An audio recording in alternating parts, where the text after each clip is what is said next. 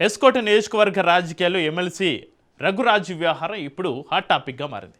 ఎన్నికల ముందు వైసీపీకి దూరమై టీడీపీ వైపు అడుగులు వేసిన రఘురాజు ఇప్పుడు కూటమి రాజకీయాల్లోనూ పూర్తి స్థాయిలో యాక్టివ్గా కనిపించకపోవడం చర్చనీయాంశంగా మారింది.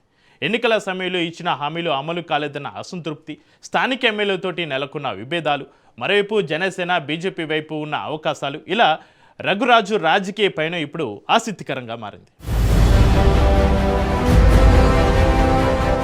ఎమ్మెల్సీ రఘురాజు రాజకీయ అడుగులు ఇప్పుడు ఎస్కోటలో హాట్ టాపిక్ గా మారే.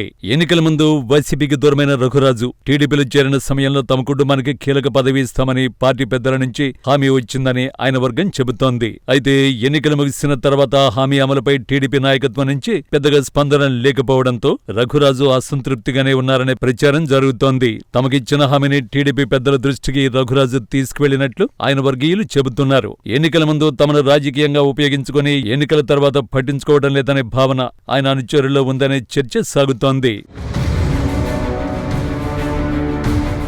ఇదే సమయంలో ఎస్కోట స్థానిక ఎమ్మెల్యే కోళ్ల లలితకుమారితో రఘురాజుకు రాజకీయ విభేదాలు ఉన్నాయనే ప్రచారం కూడా నియోజకవర్గంలో జోరుగా సాగుతోంది.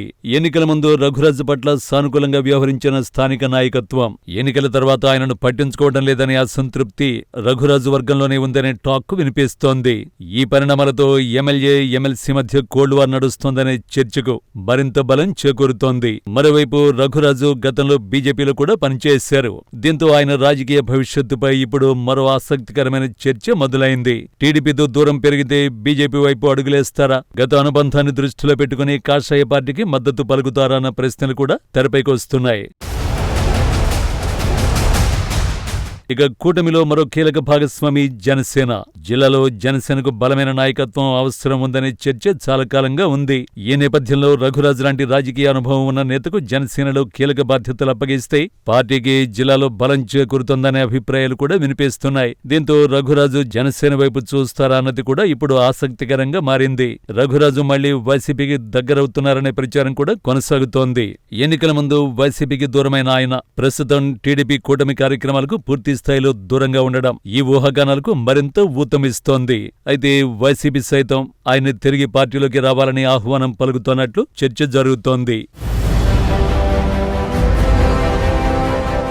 ఇక ఎస్కోట నియోజకవర్గంలో తనకు సుమారు 30,000 మంది వరకు క్యాడర్ ఉందని రఘురాజు వర్గం చెబుతోంది.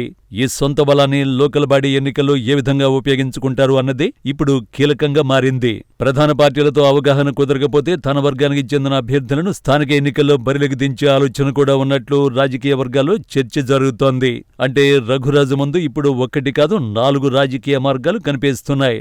మొదటిది టీడీపీ కూటమితోనే కొనసాగడం, రెండోది వైసీపీకి మళ్లీ దగ్గరవడం, మూడోది గత అనుబంధం ఉన్న బీజేపీ వైపు అడుగులు వేయడం, నాలుగోది జిల్లాలో బలమైన నాయకత్వం కోసం చూస్తున్న జనసేనతో కొత్త రాజకీయ ప్రయాణానికి శ్రీకారం చుట్టడం.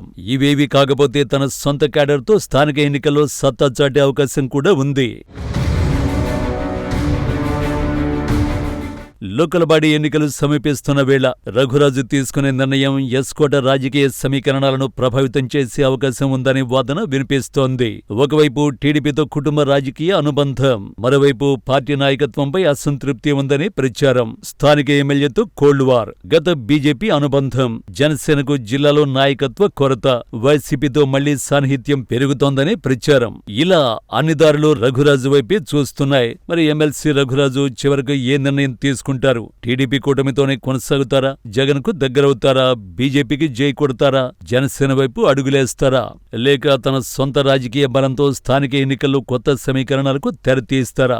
లోకల్ బాడీ ఎన్నికల వేళ రఘురాజు వేసే అడుగు ఎస్కోటతో పాటు ఉమ్మడి విజయనగరం జిల్లా రాజకీయాలపై ఎలాంటి ప్రభావం చూపుతుందన్నది ఇప్పుడు ఆసక్తికరంగా మారింది.